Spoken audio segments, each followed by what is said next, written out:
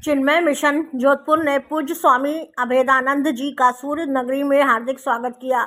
जोधपुर पूज्य स्वामी अभेदानंद जी चिन्मय mission south Africa के प्रमुख हैं। चिन्मय मिशन एक विश्वव्यापी आध्यात्मिक संस्था है जिनकी स्थापना स्वामी चिन्मयानंद ने वैदिक ज्ञान के प्रचार प्रसार हेतु की थी। गुरु परंपरा को आगे बढ़ाते हुए उनके शिष्यों ने इस दिव्य ज्ञान को पूरे विश्व में विस्तार दिया।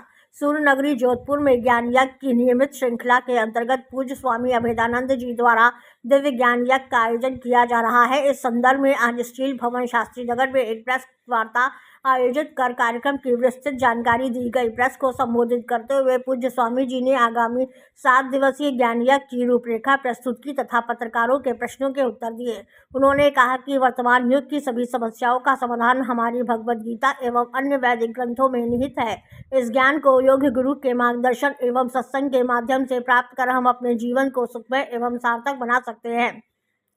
स्वामी अभेदानंद जी अपने अद्भुत भौतिक सामर्थ्य एवं विचारों की स्पष्टता के लिए विख्यात है। उन्हें अक्टूबर 2024 में आध्यात्मिकता, एकता और शांति के प्रचार प्रसार हेतु शिवानंद पीस अवार्ड से सम्मानित किया गया।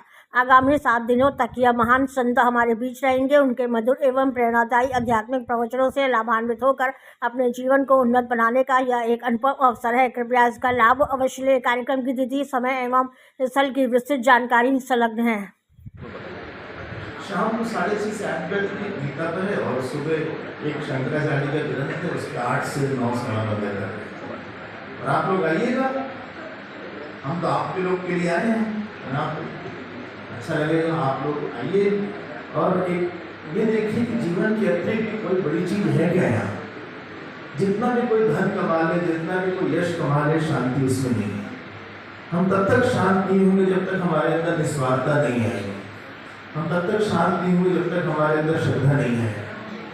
हम तब तक शांत नहीं हो सकते जब तक हमारे अंदर भक्ति ना आए और ये न जाने कि हमारा जीवन किसी बड़े उद्देश्य के लिए हुआ है। जितने दुखी व्यक्ति हैं वो दूसरे को सुख नहीं दे रहे हैं, जितने सुखी हैं वो दूसरे को सुख की बात कर रहे हैं।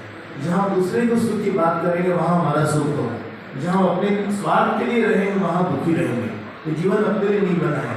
सूर्य अपने लिए प्रकाश नहीं देता, नदी अपना जल नहीं पीती, वृक्ष अपना फल नहीं काटते, लेकिन एक हम लोग हैं जो कि अपने लिए जीने की कोशिश करते हैं।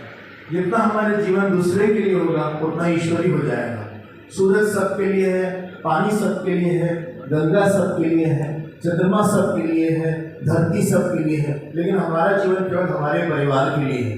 हमारा जीवन केवल हमारे अहंकार के लिए है। इसीलिए हम लोग दुखी रहेंगे।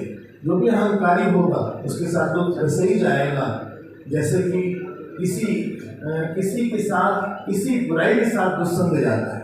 इसलिए हम लोग का यही प्रयास रहेगा इन सब 7-8 दिनों में कि हम लोग चिन्मय मिशन के 75वें वर्षगांठ पे ये प्रवचन करें। और 8 मई को गुरुदेव के स्वामी चिन्मयानंद महाराज की जन्मतिथि है, उस दिन भी हम लोग का सत्संग होगा। देखा जाता है कि आजकल के युवा अकेला रहना पसंद करता है। पहले जो है स्वामी परिवार में रहते थे, बहुत कुछ सीखते थे, लेकिन आज की जनरेशन जिस तरीके से अकेले लेकर डिप्रेशन में जाते हैं, उनके लिए क्या है? बिल्कुल गलत है। अकेला रहना बहुत अच्छी बात है, लेकिन उनको कोई अधिकार नहीं है। जब तक उनको जरूरत थी तब तक वो माँ बाप के साथ रहे। ये स्वार्थपूर्ण जरूरत है कि हमें जब आपकी जरूरत है तब तो हम आपके साथ बचपन से पैदा होते अकेले रह जाते हैं। लेकिन जिस समय वो पढ़ लेते हैं थोड़ा सा, उनका अधिकार सेवा करने का है। हर बच्चे को माता पिता की रोज प्रणाम करना चाहिए। अगर वो डांट भी दे तो उनको चुप होकर सह लेना चाहिए। बिना आशीर्वाद के जीवन नहीं चलेगा।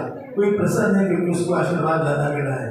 अकेला ऐसे नहीं रहना चाहिए। उनको भले ही कमरा हो, लेकिन उनको साथ बैठ के भोजन करना चाहिए, साथ बैठ के बात करना चाहिए। और हर बच्चे को अपने माता पिता को रोज रात में पैर दबाना चाहिए। तब तक ये संस्कृति हम वापस नहीं लाएंगे। युवक को पढ़ लेगा, पैसा कमा लेगा, लेकिन एक आशीर्वाद का कवच नहीं रहेगा आसपास, जिसके कारण वो प्रसन्न रह सकता है। और माता पिता को भी लगता है देखो ये हमारे लिए नहीं है, अपनी दुनिया में रहता है, अपनी बात करता है, अपने लिए सोचता है, अपने दुख से और सुख से परेशान है, सुखी है।